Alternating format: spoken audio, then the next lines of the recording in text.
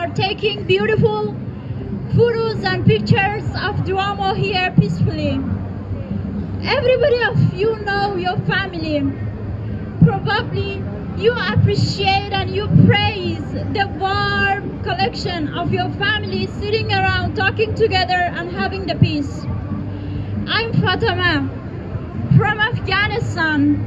As a girl, 24 years ago, I was born in one of the most deprived and outlying areas and villages of Afghanistan.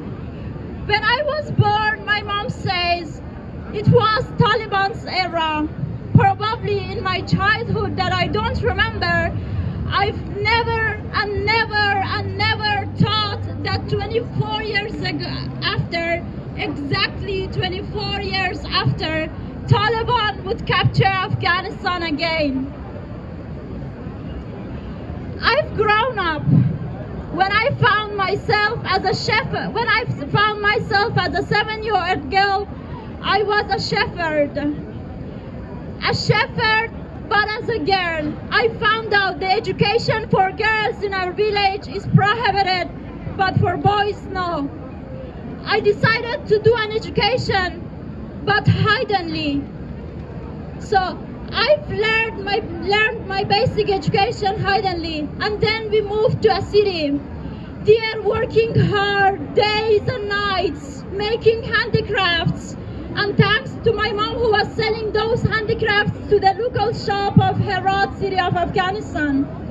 With the small money I could have earned together with my mom, I started school. Alongside with the school, I have to make days and nights handicrafts. With those handicrafts, I finished my school. And after school, things changed for me. I started university. I started my job as the first female tour guide of Afghanistan. Then I dared to share my story on media outlets, and this made me a target for Taliban and terroristic groups who were out there in Afghanistan.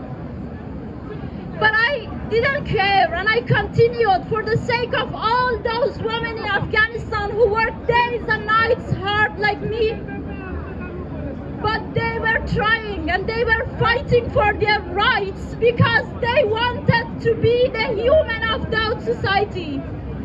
They were, but their identity were ignored by the society and by Taliban. Everything was going well. I was flying high, achieving my dream in a country like Afghanistan, and the same it was for many and many other women in Afghanistan.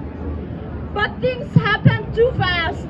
There was a game by the name of peace process, and this peace process gave the Taliban to be known internationally. And after that, America asked us to release the 5,000 prisoners of Taliban, and then they asked us to release 3 more thousands, and then every one of them, and then they said we want to leave Afghanistan. So they left us behind, everybody. We were there under the gunshots of Taliban. I was so privileged and I was so lucky because I had the chance to get out of Afghanistan, to come to Italy and to get an education. But what about my sister? What about my nieces? What about my friends? And what about millions and millions of women who are stuck in Afghanistan?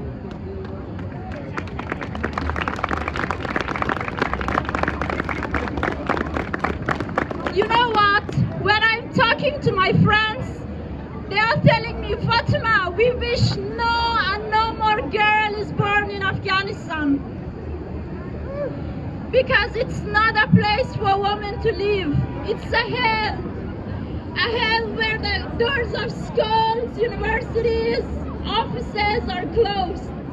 And as a woman, you are even not allowed to go to park, to wear what you want, and to do what you want. You have to sacrifice your life just as a mom, as a housewife, and as a mother. You know how does it feel? Can you understand me while taking these nice photos of Duomo? You know what?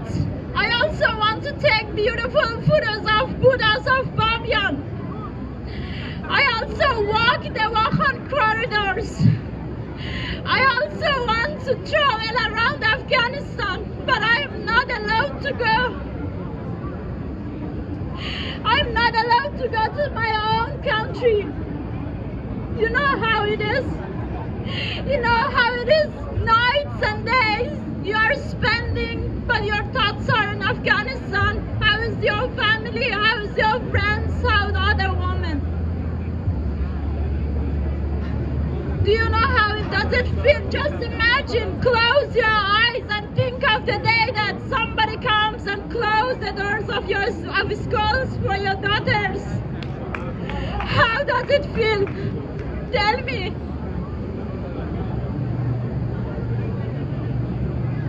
You know what? Those girls who are in Afghanistan now, when I'm trying to give them motivation that do something for yourself, but I'm here and they are there, and I even cannot imagine how hard it is life for them out there in Afghanistan. We don't know about all those women who were arrested by Taliban, who have been killed by Taliban.